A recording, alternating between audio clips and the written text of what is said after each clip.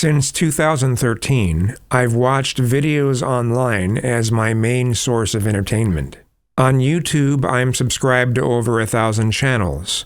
I used to be subscribed to over 1,500 channels.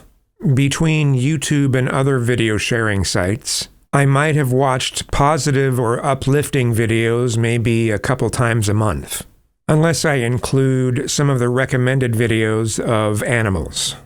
Then it's a little more than that. Most of what I've watched all these years has been rage bait content and outrage merchants.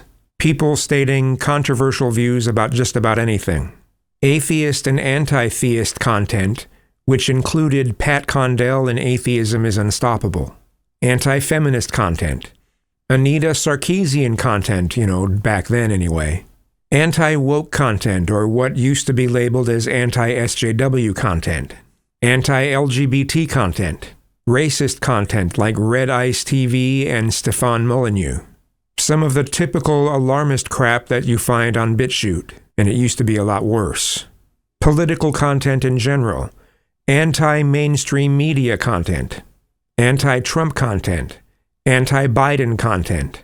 Basically, just very, very negative content all around. Sure, I was entertained, and it definitely kept my mind active, which is important for someone with the kind of mind that I have, as without it I usually end up turning inward, where I become negatively introspective and mentally beat myself up. But 99% of the content I've consumed has been all very negative. Now I suddenly find myself no longer being entertained by the vast majority of it. I'm tired of the negativity. As a result, I currently don't know how to keep my mind active anymore. It's easy for someone to say, well, just watch more positive content. Yeah, that's not such an easy thing to do. Negative content is the majority of YouTube. It brings in the views, so it's very popular. Same thing on X. Same thing with most of the video sharing sites. There's no real way to do a search for positive videos. And even if I could, what kind of content would it actually be? I could attempt to watch more movies, but most movies don't keep my mind active at all. Most of them are designed to turn off your brain. They're like riding an amusement park ride. Yes, I get that there are exceptions, but those are hard to come by.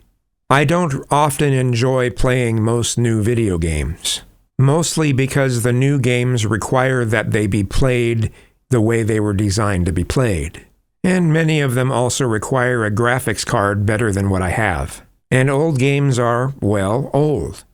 The fun has mostly dried up in them.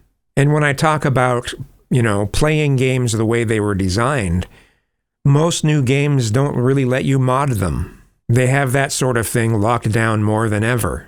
So, just going through the motions doesn't really entertain me that much.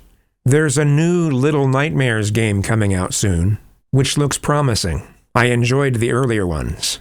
There are a small handful of new games that look promising, but they all have the same problem.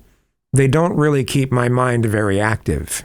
I suppose I've gotten used to overstimulation with all the negativity I've surrounded myself with for all these years. Perhaps I need to detox from it all. But again, without it, I don't know how to keep myself from turning inward, how to stop mentally beating myself up. We'll just have to see what happens. I hope I can find new positive patterns to revolve myself around. I hope I can share those patterns with my subscribers. Quitting weed and alcohol, as well as radically having to change my diet due to diverticula, have made this that much harder because I'm not as easily entertained. I know I can eventually find things to keep my mind active, but it might take a while. Just saying.